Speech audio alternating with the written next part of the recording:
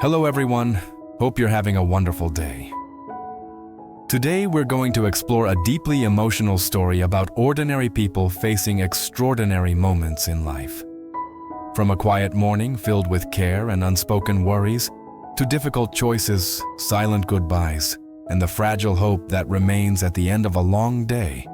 This story takes us through part 1 and part 2 of Hannah and Sister Huyen's journey. It's a story about family, misunderstanding, sacrifice, and the strength it takes to keep moving forward, even when the road ahead is uncertain. If you enjoy thoughtful, heartfelt stories like this, don't forget to hit the subscribe button so you won't miss any of our upcoming videos.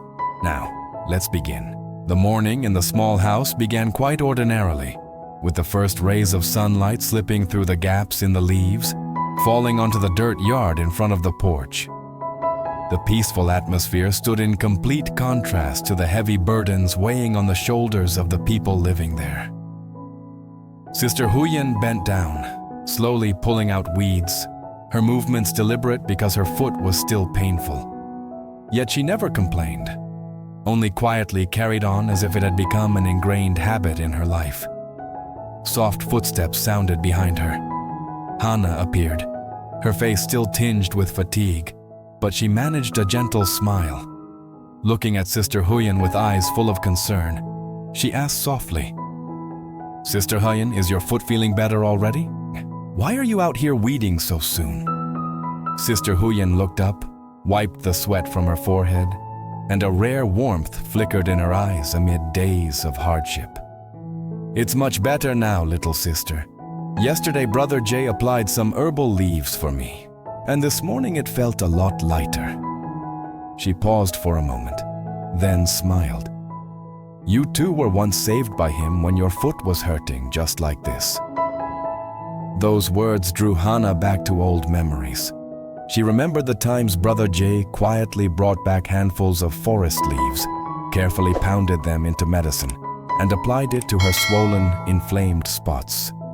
Back then, without long-winded questions or words, the silence and his rough hands alone were enough to make the pain fade away. Between the two women, an invisible thread connected their days of hardship and unspoken wounds. Hannah stood there a little longer before saying quietly, "When Maya wakes up later, could you watch her for me, sister?" At that point, her voice faltered. She took a deep breath, gathering all her courage. "Sister, I have something to tell you. I have to leave today." Sister Huyen's hand, in the middle of pulling a weed, suddenly froze. She turned to look at Hannah, surprise and worry flashing across her eyes. Hannah began to speak, each word pouring out the feeling she had suppressed for so long. The months without any news from her husband, the anxiety from her mother-in-law's words, the fear that her husband would misunderstand without ever having the chance to explain. She said she could no longer wait, that she wanted to go to the city herself to make everything clear. In Hannah's eyes at that moment was determination, yet deep inside lay despair. It was like a small flame struggling to burn amid the cold wind of loneliness and doubt. Sister Huyen listened in silence, her heart heavy. She understood that feeling better than anyone, one who had once left her own family, and now another preparing to step onto an uncertain path. The peaceful morning suddenly grew somber, carrying the faint breath of parting. After a while, Sister Huyen set the bundle of weeds aside and spoke in a low but clear voice. "You're not fully recovered yet. Why rush off like that? In my opinion, you should go back to your mother-in-law's house first and explain everything clearly." Hannah bowed her head, clutching the hem of her shirt tightly to hold back the rising emotions. Sister Huyen slowly recounted the old story, the day Hannah's mother-in-law personally witnessed her helping a strange man, and by chance, saw him embrace her. That single moment made all subsequent explanations meaningless in the eyes of the older woman. "Now Mother has calmed down more," Sister Huyen continued. "Go back and speak clearly. Maybe she'll understand." But Hannah gently shook her head. Her voice trembled, unable to hide her fear. From the beginning until now, Mother has never listened to my explanations. I'm so scared, sister. That fear was like a shadow pressing heavily on her mind, making her feel tiny before the rigid prejudices she could not break. Sister Huyen did not scold or force her. She only said gently, "Staying here won't tell you what the outcome will be. Try once. If Mother still won't listen, then you can go find your husband." That advice was not an order, but the experience of someone who had walked through similar conflicts. Hannah remained silent for a long time. The wind blew lightly across the yard, carrying the rustling of leaves as if whispering. Finally, she sighed. "I want to leave today, without waiting for Brother Jay to come back." Her foot still hurt, but the pain in her heart was many times greater. She didn't want to delay any longer, because the more she waited, the more she feared she would lose the courage to go. Sister Huyen looked at Hannah, her eyes filled with both worry and pity. Before her stood a woman at a crossroads. One path led back to face suspicion, the other to the city in search of her husband amid countless uncertainties. The air between them grew heavy, with only the faint sound of wind moving through the trees like the whisper of fate. A moment later, Sister Huyen reached into her pocket and took out a few crumpled bills. She handed them to Hannah, her voice earnest. "Do you have enough money for the trip? Here, take this from me." Hannah quickly waved her hands, shaking her head repeatedly. "No, sister. You still have to raise Maya on your own. I can't accept this." But Sister Huyen held Hannah's hand tightly, pressing the money into it. "I know you sent almost all your money for your husband's studies. Traveling costs a lot. Take it. Consider it a loan from me. If you can pay it back later, fine. If not, that's okay too." The words were simple, yet they carried a whole heart. Hannah bowed her head, tears falling silently. Those thin bills suddenly felt heavy, as if bearing an entire life of hardship. Sister Huyen spoke again of her own past, of the strict mother-in-law who once forced her to move out and live separately. "No matter what, you still have to speak clearly. Don't let misunderstandings drag on forever." Hannah nodded, her voice choked. "Thank you so much, sister. I'll be careful with my words." The two women hugged each other tightly, as if trying to hold on to a bit of warmth amid the many cold winds. It was not just an embrace of farewell, but a sharing between similar fates. Hannah wiped her tears and stood up. "I'm going now, before the sun gets too hot." Sister Huyen walked her to the yard, adding one final reminder. "If Mother still won't listen, come back here. My house will always be your house." Hannah nodded, then slowly walked away, her figure gradually shrinking on the dirt road.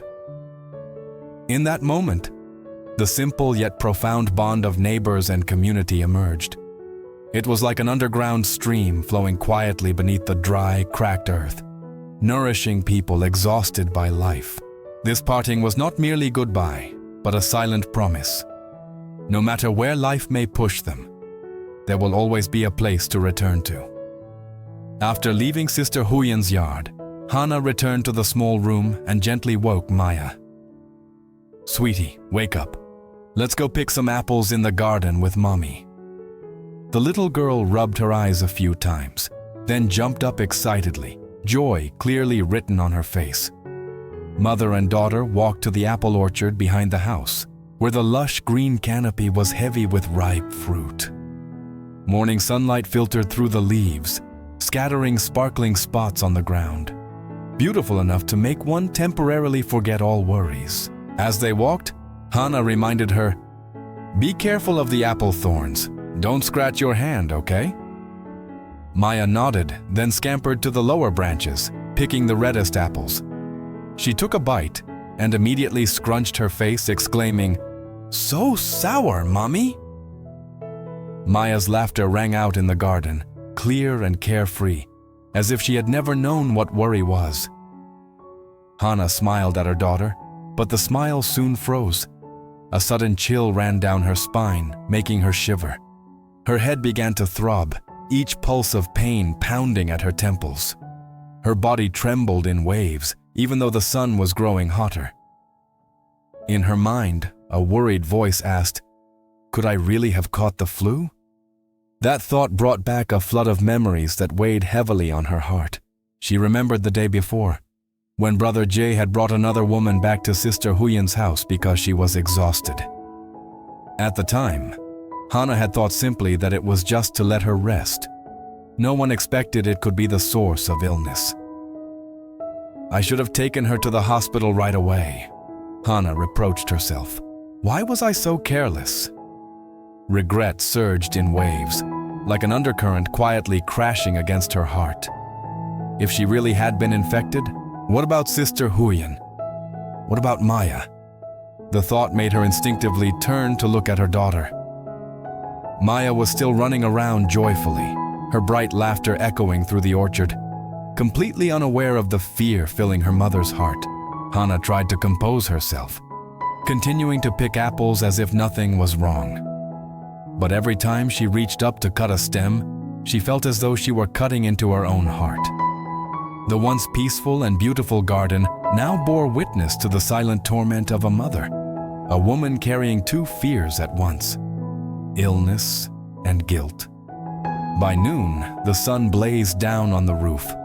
On the other side, Sister Huyen had finished cooking a pot of bone broth with glass noodles, its fragrant aroma spreading throughout the small kitchen.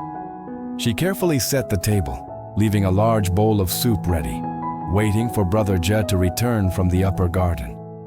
But time passed, and the path to the garden remained empty. Sister Huyen sat by the door, gazing down the familiar trail, her heart uneasy. "He must be trying to finish fixing those water pipes," she reassured herself, "so it'll be easier to water the vegetables this afternoon." Still, worry quietly crept into every thought. Her mind turned to Hannah. By now, that woman must have traveled a long way, with only a few thin bills in her hand and a heart full of anxiety. "I wonder if her mother-in-law will listen to her." Sister Huyen sighed. If the misunderstanding can't be resolved, what will become of Hannah? Maya ran out from inside the house, looked up and asked, "Mommy, why hasn't Uncle Jay come back for lunch yet?" Sister Huyen smiled, trying to hide her emotions. "Uncle's busy with something. He'll be back soon, okay?" But when she turned away, a trace of sadness appeared in her eyes. The empty chair at the table seemed to remind her that waiting had become a familiar part of her life. The soup remained hot, steam rising in curls, but no one sat down to eat. Time passed slowly, heavily, like the stifling air of a summer noon. Finally, Sister Huyen ladled out a bowl of soup and set it aside for Brother Jay. Though he had not returned, she still waited. Not just waiting for a meal, but waiting for the good things she always hoped for in a life full of deprivation. Late afternoon, as the sun began to slant, a familiar figure appeared at the gate. It was Thomas. He smiled warmly. "Hello, Sister Huyen. Hello, Maya." In his hand was a small bag of gifts. Maya cried out in delight when she received a new toy, while Sister Huyen was surprised when Thomas handed her a beautiful wall calendar. "This is for you, sister, so it's easier to keep track of the days," he said. Thomas sat down and told them that work in the city had run into problems, so he had to return immediately to handle it. Since he was passing by, he stopped in for a short visit before leaving. Sister Huyen felt regretful. "What a pity. Brother Jay still hasn't come back. The two of you couldn't meet." Thomas nodded, speaking sincerely. "Once everything is settled, I'll come back to visit the village, visit you and Brother Jay." Thomas's presence warmed the house a little. He spoke of the busy city life, asked about the vegetable garden, about Brother Jay, and about the peaceful days here. Sister Huyen answered gently, but her voice still carried a faint, nameless sadness. The visitor from the city was like a passing breeze, bringing a touch of the outside world's liveliness, then quickly departing, leaving the familiar stillness behind. When Thomas stood to say goodbye, Sister Huyen walked him to the gate. She stood watching his figure disappear down the village road, a sudden feeling of emptiness rising in her heart. The long day seemed to have drained all her strength and emotions. Night fell. Sister Huyen cleared away the meal. The bowl of soup set aside for Brother Dieu had now gone cold. Maya sat under the oil lamp, diligently doing her homework, occasionally looking up to ask, "Mommy, is Uncle Jay home yet?" Each time, Sister Huyen only smiled, stroking her hair. "He'll be back soon." Behind that smile lay waiting and fragile hope. She thought of Hannah, by now perhaps standing before her mother-in-law's house, facing scolding or cold silence. She thought of Thomas, the man who had just left with a promise to return. And then she thought of herself, of a life like a field after rain, bearing both green sprouts of hope and cracks that had yet to heal. Sister Huyen stood by the door, looking out at the darkening yard. The night wind blew through, carrying the scent of ripe rice and a hint of coolness signaling the changing season. She whispered to herself, "Everything will be all right eventually." It wasn't certainty, but the slender faith she held for those she loved. Maya yawned widely, nestling into her mother's arms. Sister Huyen carried her inside, tucking her in carefully. The day came to a close, a day of parting, worry, and simple yet profound affection. Though Hannah had left, though Brother Dieu had not returned, though Thomas had only passed through, the little house still stood quietly, a steadfast anchor amid life's many changes. And in the silent darkness, a tiny spark of hope still flickered. Perhaps tomorrow, misunderstandings would dissolve, and those who had drifted apart would find their way back to one another. The story follows an emotional day at a small countryside home, where Sister Huyen and Hannah support each other through hardship. A quiet morning of care turns into a painful farewell when Hannah decides to leave and confront her mother-in-law, hoping to clear long-standing misunderstandings with her husband. Heartfelt advice, a few crumpled bills, and a silent embrace reveal the deep humanity between the women. Meanwhile, Hannah begins to fear she may be ill, burdened by guilt that her condition could affect those she loves. As the day unfolds, Sister Huyen waits anxiously, welcomes an unexpected visitor from the city, and reflects on her own life of patience and endurance. The day ends quietly, filled with uncertainty, but also a fragile hope that misunderstandings will fade, and loved ones may one day find their way back to each other.